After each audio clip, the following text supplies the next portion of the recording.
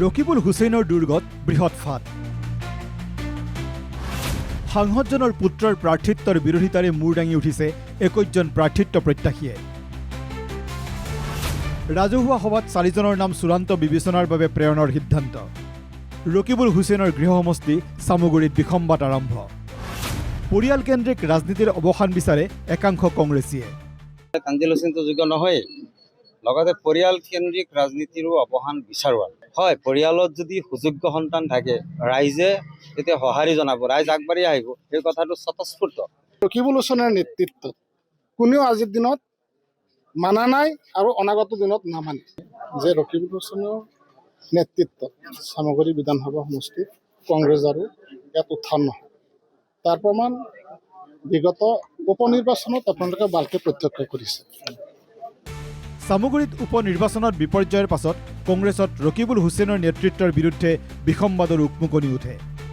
বিধানসভা নিৰ্বাচনৰ প্ৰাৰ্থিত্বকেন্দ্ৰিক চৰ্চা বৃদ্ধিৰ সময়ত একাংশ কংগ্ৰেছীয়ে ৰকিবুল হুছেইনৰ পুত্ৰ তানজিল হুছেইনৰ প্ৰাৰ্থিত্বৰ মুকলিকৈ বিৰোধিতা কৰি তেওঁক অযোগ্য আখ্যা দিয়ে।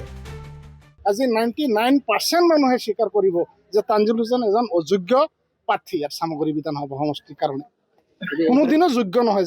যাৰ পৰিপ্ৰেক্ষিতত আজি 21জন মানুহ সমষ্টিত ওলাই আহিবলগীয়া হয়। 3 দিন বৈঠকৰ অন্তত আমি এটা সিদ্ধান্তত উপনীত হৈছোঁ যে 21জনৰ প্ৰাৰ্থিত্ব বিচৰা 21জন প্ৰাৰ্থীৰ ভিতৰত আজি আমাৰ 17জনেও আকৌ আমি উদ্ধ কৰিছোঁ যে আমাতকৈ আৰু কোন যোগ্য আছে।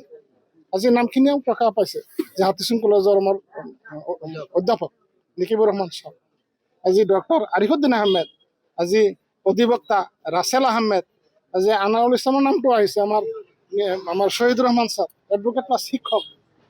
এনেকুৱা মানুহ থকাৰ পিছতো যদি কাৰোবাক ইয়াত প্ৰক্ষেপ কৰা হয়, ইয়াতকৈ আৰু দুৰ্ভাগ্যৰ কথা একো হ'ব নোৱাৰে। এক ৰাজহুৱা সভাত কোনোপধ্যে তানজিলৰ প্ৰাৰ্থিত্ব মানি নোলোৱাৰ লগতে 21জন প্ৰাৰ্থিত্ব প্ৰত্যাশীৰ মাজৰ পৰা 4জনৰ নাম চূড়ান্ত বিবেচনাৰ বাবে পঠিওৱাৰ সিদ্ধান্ত গ্ৰহণ হৈছে চামুগুৰিত। এই 4জনৰ ভিতৰত যিকোনো এজনক প্ৰাৰ্থিত্ব দিলেই আন 20জনে সকলো প্ৰকাৰে সহায়ৰ প্ৰতিশ্ৰুতি প্ৰদান কৰিছে। আমি এই 4জনৰ ভিতৰত যদি এজনে দিয়ে, বাকী যে 21জনে বিচাৰিছিল 20জনে উঠি পৰি লাগিব। ধন মানে সময় যি লাগে সম্পূৰ্ণ বস্তু দি সহায় কৰি হ'লেও বাকী 20জনে এজনক সহায় কৰিব। ক্ষমতা বা বাহুবল ধন বলেৰে ৰকিবুল হুছেইনে তানজিলৰ প্ৰাৰ্থিত্ব আদায় কৰিলে তাৰ পৰিণাম ভাল নহয় বুলিও সতৰ্ক কৰি দিয়ে ৰাইজে।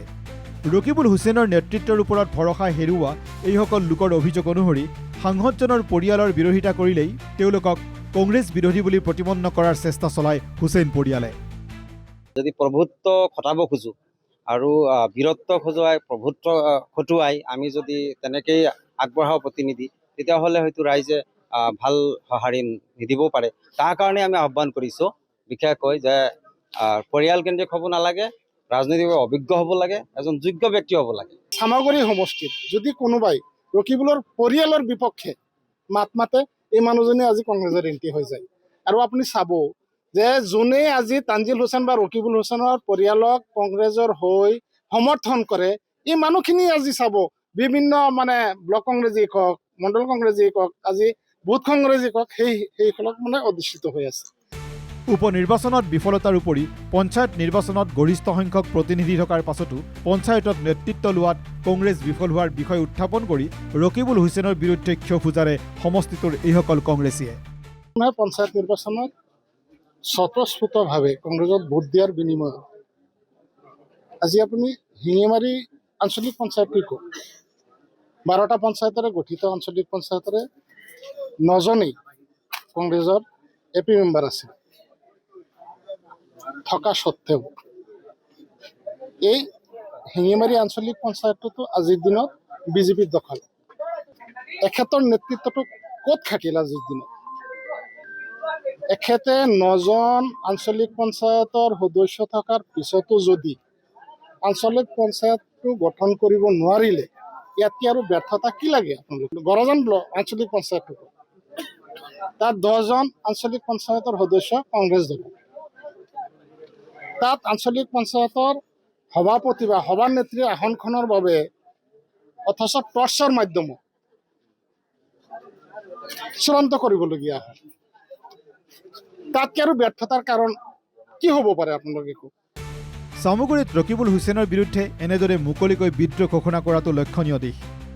এইবাৰ বিধানসভা নিৰ্বাচনত চামুগুৰিত প্ৰাৰ্থীৰ প্ৰদানৰ ক্ষেত্ৰত যে কংগ্ৰেছ অতি সতৰ্ক হ'ব, নহ'লে অঘটন ঘটিব পাৰে, তাৰ ইংগিত নিৰ্বাচনলৈ কেইমাহমান থাকোঁতেই সমষ্টিটোৰ তৃণমূল কংগ্ৰেছীয়ে দিছে। এতিয়া বল হাইকমাণ্ড আৰু ৰকিবুল হুছেইনৰ কৰ্তত। ৰকিবুল হুছেইনে সমষ্টিত বিসম্বাদ নিৰ্মূলৰ বাবে কি পন্থালৈ পুত্ৰৰ প্ৰাৰ্থিত্বৰ পথ প্ৰশস্ত কৰে সেয়া লক্ষণীয় হ'ব। অন্যথা পৰিয়ালৰ ঊৰ্ধলৈ গৈ অন্য প্ৰাৰ্থিত্ব প্ৰত্যাশীক ৰাস্তা এৰি দিব লাগিব ৰকিবুল হুছেইনে। কিন্তু সেয়া কৰিবলৈ গ'লে চামুগুৰিত ৰকিবুলৰ ভেটি উচন হোৱাৰ সম্ভাৱনাই বেছি। এতেকে বিসম্বাদ নিৰ্মূলৰ কৌশল উদ্ভাৱনেই হ'ব ৰকিবুল হুছেইনৰ প্ৰথম প্ৰয়াস। জুৰিয়াৰ পৰা শিৱেন্দু বৰাৰ ৰিপৰ্ট, NKTV+।